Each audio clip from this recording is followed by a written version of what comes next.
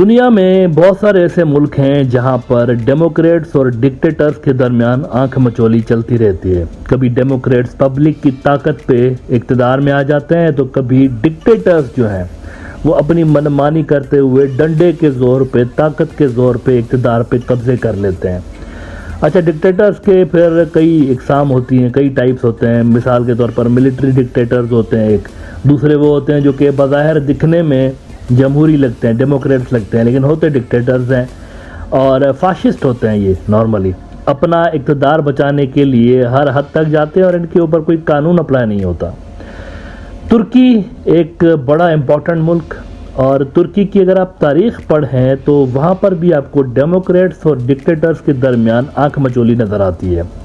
پچھلی جو صدی تھی اس میں خاص طور پر یہ جو اردوغان ابھرا ہے نا، اردوغان کے ابھرنے سے پہلے ترکی میں بہت زیادہ ڈیسٹیبلائزیشن ہوتی تھی۔ ہر کچھ عرصے کے بعد وہاں کوئی نہ کوئی سرکاری ملازم جو ہے، جنرل سرکاری ملازم ہوتے ہیں نا، فوجی، وہ وہاں پر اٹھ کے اور حکومت بنا لیتا تھا۔ منتخب جو الیکٹڈ گورنمنٹس ہوتی تھی ان کو گھر بیچ کے خود بن جاتا تھا پریزیڈنٹ۔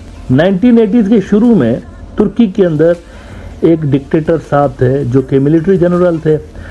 انہوں نے منتخب حکومت کو ہٹا کے اور خود پریزیڈنٹ بن کے بیٹھ گئے تھے۔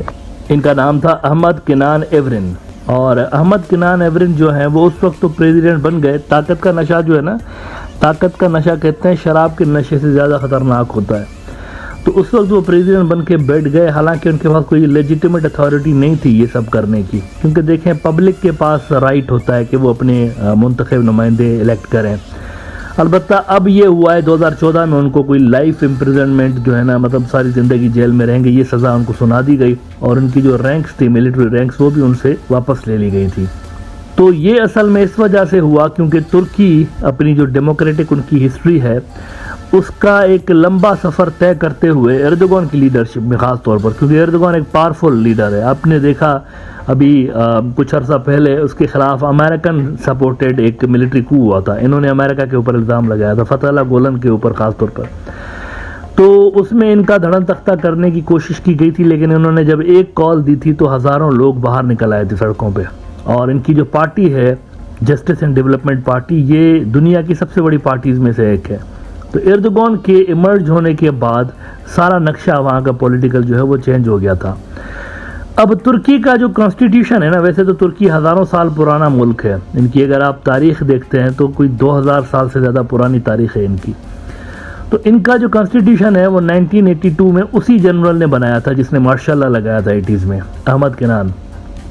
تو انہوں نے ملک کو ایک آئین دے دیا۔ ناؤ کل یہ ہوا ہے کہ وہ جگہ جہاں پر پاور سیز کیا تھا نا اس جنرل نے 1982 میں، وہ ایک پریزن ہے، بیسیکلی ایک جیل ہے، اور اس جیل کو بعد میں میوزیم میں کنورٹ کر دیا گیا تھا، بہت پرانی جیل ہے۔ اس جیل کے اندر ایردوغان گیا ہے اور ترکی کی جو ٹاپ پارٹیز ہیں ان کے جو لیڈرز ہیں وہ وہاں جمع ہوئے اس پریزن میں، اور وہاں پر جو ایجنڈا تھا میٹنگ کا وہ یہ تھا کہ ترکی کو ایک نیا کانسٹیٹیوشن دینا ہے۔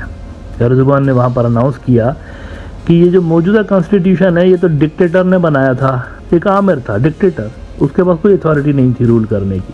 ترکی ڈیزروز مچ بیٹر دین دس، تو اسی لیے ہمیں ایک نیا کانسٹیٹیوشن ڈرافٹ کرنا ہے ترکی نے۔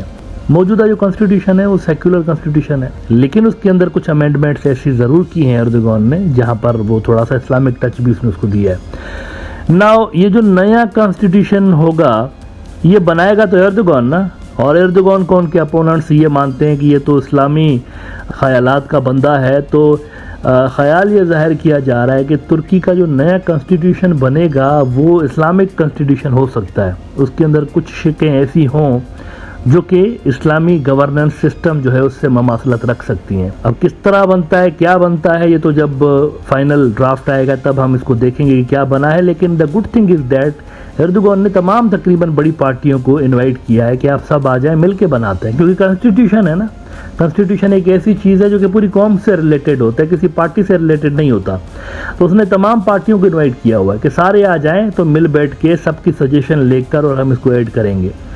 مڈل ایسٹ مانیٹر نے رپورٹ کیا ہے کہ کہ Erdogan retreats call for new constitution for Turkey. اچھا انہوں نے ویسے نام بھی بدلا ہوا ہے, ترکی نام تھا پہلے, تو ترکی کو انہوں نے ترکی کیا ہوا ہے. اصل جو پروناؤنسیشن اگر آپ ٹرکش زبان میں دیکھیں گے ترکی کی تو اسی طرح سے ترکی ہے. اور اس رپورٹ میں مڈل ایسٹ مانیٹر والے ایردوغان کو کوٹ کرتے ہوئے رپورٹ کر رہے ہیں کہ a country such as Turkey with 2000 years of state tradition, the experience of a republic reaching its first century and 73 years of democracy deserves a much better constitution, said Erdogan. Unfortunately, no one other than the AKP, the ruling Justice and Development Party, and the MHP, Nationalist Movement Party, came up with a new constitutional charter during this process. When it came to taking concrete steps, the opposition turned their helm in the other direction and disappeared. تو ایک بڑی سنجیدہ کوشش یہاں پر ہونے جا رہی ہے, اور کہا یہ جا رہا ہے کہ یہ جو 2023 کا سال ہے, ہو سکتا ہے کہ اس کے اندر یہ سارا ڈرافٹ فائنل ہو جائے اور اپروول مل جائے, کیونکہ ان کے پاس سفیشینٹ میجورٹی ہے ایردوغان کے ساتھ کنسٹیٹیوشن بنانے کے لیے. اور آن ٹاپ آف دیٹ وہ چونکہ باقی بھی پارٹیوں کو ساتھ ملا رہا ہے, تو امید یہ کی جا رہی ہے کہ پورے کنسنسس کے ساتھ یہ جو کنسٹیٹیوشن ہے دوبارہ بنایا جائے گا ترکی کا. اچھا کنسٹیٹیوشن دوبارہ بنائے جانے کا مطلب یہ کہ ساری کی ساری چیزیں ہی ری ڈرافٹ ہوں گی, ساری کی ساری, یعنی کس طرح الیکشنز ہوں گے, کتنی میجورٹی چاہیے ہوگی, کس طریقے کا لا ہوگا, کرمنل لا کیسے ہوں گے, سول لا, یہ سارا کچھ ہوگا. اور اس میں امپورٹنٹ بات یہ ہے کہ طیب ایردوغان کی ہی پارٹی سے تعلق رکھنے والے اسماعیل خرمان صاحب جو ہیں, انہوں نے کچھ سال پہلے کہا تھا کہ ہمیں اسلامی کنسٹیٹیوشن کی ضرورت ہے. 2016 میں انہوں نے ایک اسٹیٹمنٹ دیا تھا. مثال کے طور پر میں آپ کو اس کا ریفرنس دکھاتا ہوں. DW ایک بڑا انٹرنیشنل نیوز آؤٹ لیٹ ہے, اس میں رپورٹ ہوا تھا کہ calls for Islamic constitution in Turkey. Ismail Kahraman, head of the parliament in Ankara, has said the country needs an Islamic constitution. He said Turkey was a Muslim nation and there was no place for secularism. تو خود ایردوغان کی party کے اندر سے بھی اس طرح کی آوازیں آتی رہی ہیں کہ اسلامی کنسٹیٹیوشن ہونا چاہیے. لیکن مجھے لگتا ہے کہ ویسٹ کا کیونکہ بہت زیادہ دباؤ ان کے اوپر ہمیشہ سے رہا ہے, اور یہ نیٹو کا بھی ممبر ہے, تو ممکن ہے کہ کچھ سیکولرزم اور کچھ اسلامک ویلیوز ملا کے اور مکس قسم کی کوئی چیز بنا دیں ایردوغان, ایسا بھی ممکن ہے. لیکن one thing is for sure کہ یہ جو پروسیس ہے یہ کچھ مہینوں کے اندر ہی کمپلیٹ ہو جائے گا, اور ترکی کے اندر نیا جو کنسٹیٹیوشن ہے وہ امپلیمنٹ کر دیا جائے گا.